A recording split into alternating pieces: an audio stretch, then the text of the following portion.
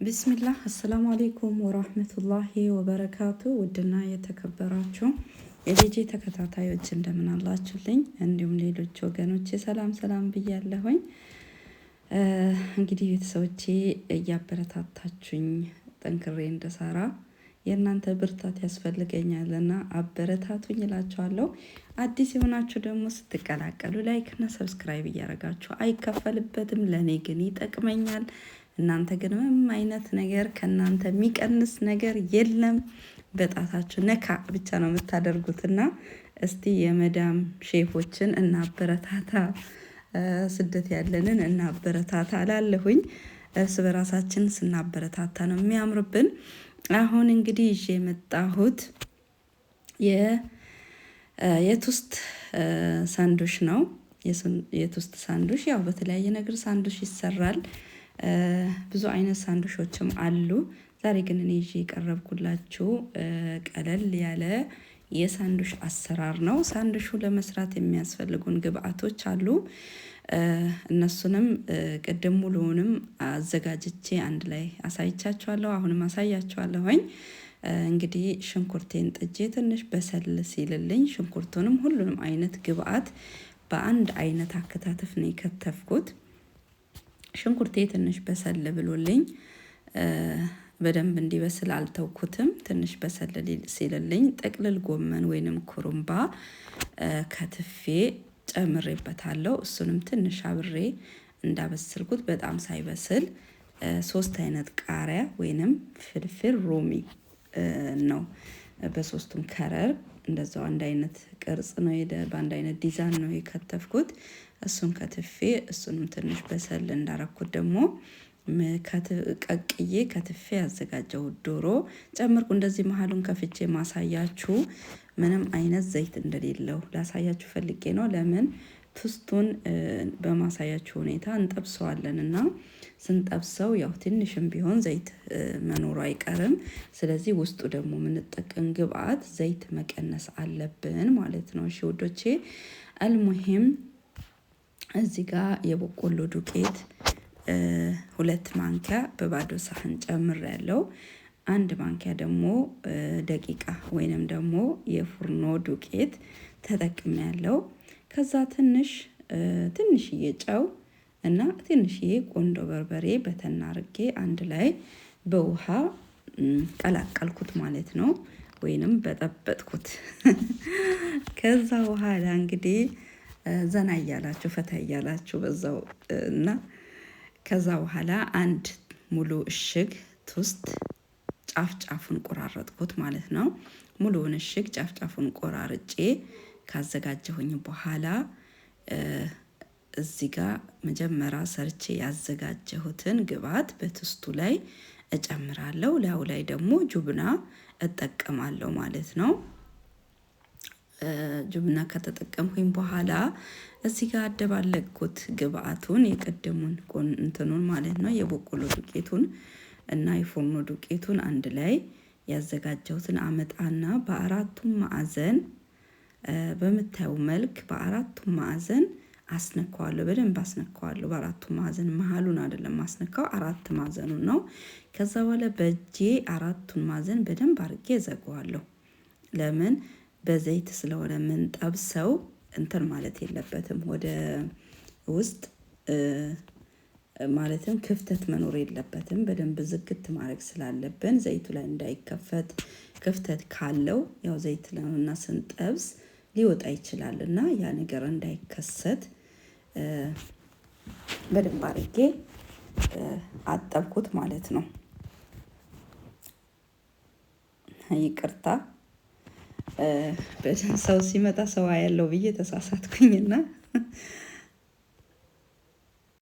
እና በመሀል ሰው ገብቶብኝ ነው። አልሙሂም በደንብ አርጌ እዘጋዋለሁ ማለት ነው። ዘይቱ ላይ እንዳይወጣ ወይንም ደግሞ እንዳይበታተን በደንብ አርጌ 4ቱንም ማዕዘን በደንብ ካስነካሁት በኋላ በደንብ አርጌ በእጄ ዘጋዋለሁ። ከዘጋሁት በኋላ ምንድነው ማደርገው? ቡቅስማት ወይንም ደግሞ የደረቀ ዳቦ የፈጨነው ዱቄት እናዘጋጃለን። ያንን አምጥተን በደንብ እንትን ያልነው ቱስቱን ላዩ ላይ አላረግበትም። ላዩ ላይ የማደርገው ምንድን ነው? ቡቅስማቱ እንዲይዝ እንግዲህ በእጄ ሳጣብቅ እንዳያችሁት በእጄ በማጣብቅበት ሰዓት የሆነ እርጥበት ውስጡን መሀሉን መንካቱ አይቀርም። ያ የነካው ደግሞ ምንድነው ቡቅስማቱን እንዲይዝልን እንዲጣበቅልን ያደርግልናል ማለት ነው እንጂ መሀሉን በበቆሎ እንትኑ ዱቄቱ አልነክረውም ማለት ነው። ምነክረው 4 ማዕዘኑ ነው። ከዛ በደንብ አድርጌ ዘጋዋለሁ። ከዛ በኋላ ነው ወደ ቡቅስማት የሚሄደው ማለት ነው። እና ውዶቼ በዛ ሁኔታ ስትጠብሱት በጣም ዘይቱ ባልጋለበት ሁኔታ እሳቱን ቀነስ አርጋችሁ ስትጠብሱት በጣም የሚያምር ከረር ሆኖ ነው የሚወጣላችሁ። ሁለተኛ ደግሞ በደንብ ከዘጋችሁት አይከፈትም ማለት ነው። ቡቅስማት ደግሞ ስታደርጉ ቡቅስማት ከማድረጋችሁ በፊት በበቆሎ እንትኑም ስትነክሩት ለምንድነው ዋና የሚጠቅመው? አንደኛ ለመዝጋት ነው የምንጠቀመው እሱን ነገር። በመቀጠል ደግሞ የሚጠቅመን ለምንድነው? ዘይት በጣም እንዳይጠጣ ይጠቅመናል ማለት ነው። ትስቱ በደንብ ያው ዘይት ከጠጣ ይዘጋናል። ቶሎ ብዙ መብላት አንችልም። አንዷን ራሱ መጨረስ አንችልም ዘይት ሲበዛበት ማለት ነው። እንግዲህ በተለይ ጮጓራ ያለበት ሰው ምናምን ዘይት በብዛት መጠቀም የለበትም እና ያንን እናደርጋለን ማለት ነው። ከዛ በኋላ ዘይቱን በደንብ ከዘጋ ነው በኋላ ያው እንደነገርኳችሁ ቡቅስማቱን በደንብ አድርገን እናስነካዋለን ማለት ነው። ቡቅስማቱን በደንብ አድርገን ካዘጋጀን በኋላ ቀጣይ የሚሆነው መጥበስ ነው። በቃ ምንም ነገር የለም። በእሳት ተኩሰን ዘይታችንን ጣድ አድርገን ቀነስ ባለ እዛቱ ልክ ሞቅ ሲል በጣም ሳይግል ዘይቱ ማለት ነው አድርገን በጣም የሚያምር ከረሩ ራሱ ደስ የሚል አይነት ጥብስ ነው ጠብሰን የምናወጣው ማለት ነው። ያው ጁብናውንም እያሳየኋችሁ ነው። በዚህኛው ጁብናን የሰራሁት ያው ብዙ አይነት ጁብናዎች አሉ። አልሙሂም ቶስቴንም ጫፍ ጫፉን በምታየው መልኩ ቆርጬ ነው ያዘጋጀሁት። ሁሉንም እንደዛ ካዘጋጀን በኋላ ቀጥታ ወደ መጥበስ ነው የምንሄደው። ያው እንደምታዩት ግብአቱም በጣም ትንሽ የሚባል አይደለም። በደንብ ነው የጎዘጎዝኩበት። እላዩ ላይ ጁብና አረኩበት እንደምታዩ። ከዛ በኋላ ነው በደንብ አድርጌ ያጣበቅኩት ማለት ነው። ሀታ ቶስቱ አንድ አይነት ዲዛይን መሆን አለበት። ስታጣብቁት ወልጋዳ መሆን የለበትም። በቃ አንድ ወጥ መሆን አለበት። ሁለቱ ቶስት እኩል መሆን አለበት ማለት ነው። ስታጣብቁ አያስቸግራችሁም። እኩል ከሆነ በጣም በቀላሉ ማጣበቅ ትችላላችሁ። እና ውስጡ ላይ የሚበታተን ነገር ነው ያለው ስትይዙ። እዚህ ላይም እንዳይበተንባችሁ እሳቱም ውስጥ ስትጠብሱም እንዳይበተን ጥንቃቄ አድርጋችሁ በደንብ መዝጋት አለባችሁ። እኔ እንደምታዩኝ በደንብ አድርጌ ነክሬ በደንብ ዘግቼ በእጄ ከዛ በኋላ ነው ወደ ቡቅስማት ያዞርኩት። በምታየው መልኩ ነው ቡቅስማቴን ዝግት አረኩት። ያው ቡቅስማቱ ሁሉም ቦታ ነው መቀባት ያለብን፣ ዳርዳሩ ብቻ ሳይሆን መሀሉንም ጭምር ነው መቀባት ያለብን እና ያው በዚህ በምታዩት መልኩ እንደዛ በደንብ ተዘግቶ ሁለት ሁላ የተገናኘ በማይመስል ሁኔታ በደንብ ስለተጣበቀ ምንም ሳይከፍት በዚህ ባማረ ሁኔታ አወጣሁት ማለት ነው። እዚህ ጋር ማድረግ የምትችሉት ሁለት ነገር ነው። አንደኛ በአራት መስመር በአራት ቅርጽ እንደዚህ በአራት ማዕዘን ትቆርጡታላችሁ። ሁለተኛ ደግሞ እንደኔ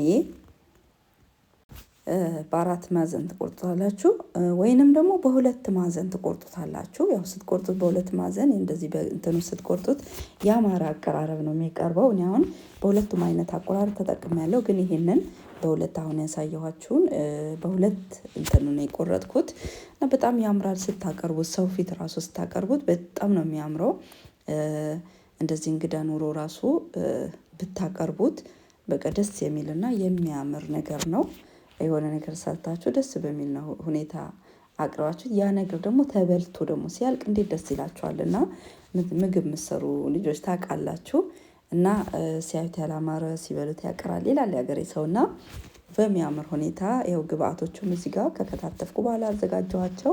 እንደምታዩ ስከታተፍ ያላሳየኋችሁ ደግሞ አንደኛ በአንድ እጄ ይዤ ነው የምቀርጸው። ሁለተኛ ደግሞ ፍጥነትም ምናምንም ስለሚል እየቸኮልኩኝ በቃ ያኔ ቀንጨብ አድርጌ ነው የቀረጽኩት ማለት ነው።